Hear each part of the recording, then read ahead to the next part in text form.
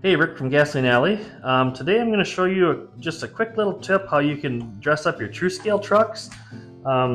If you're a Tru-Scale aficionado, you know International did a really, they paid Tru-Scale to make a really nice, highly detailed line of trucks back in the day.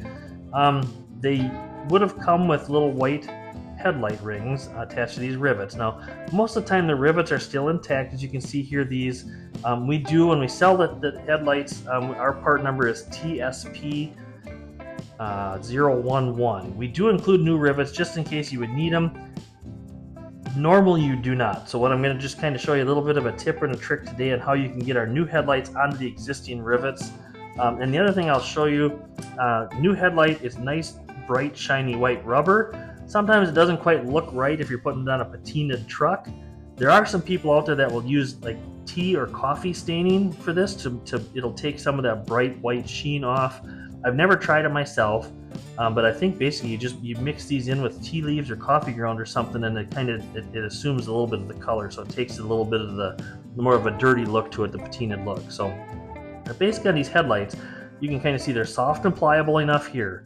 So what you want to do, if you get, I'm going to lift it up here so you can kind of see how to get my finger in behind. So if you get your finger in behind there and you push the rivet out so it's out as far as it can go, if you work the headlight over it a little bit, if you get the headlight on, you can usually get a pick in there and work. My fingers are just not working well today. So if you push it out, hard to do for me on being able to do it on camera.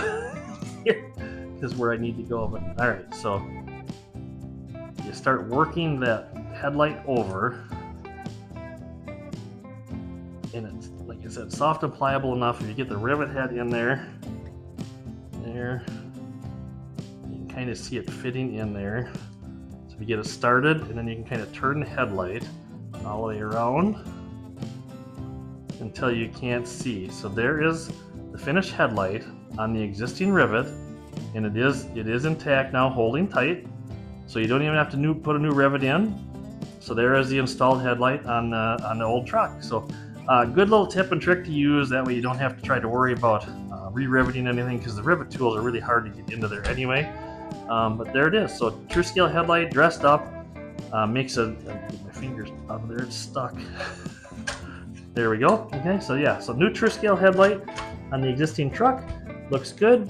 We're not going to try to fight this one and show you on video, but you got the gist on the one. And as long as, if you look in the headlight here, this little ring inside here is where the rivet head sits. There. So as long as you look in here and that rivet head is centered in there and none of that is showing, you're good to go. So if it is, you can usually notch it up there a little bit. And there you go. Now it's locked in and ready to go. Got a new Tru-Scale looking grill with a fresh headlight.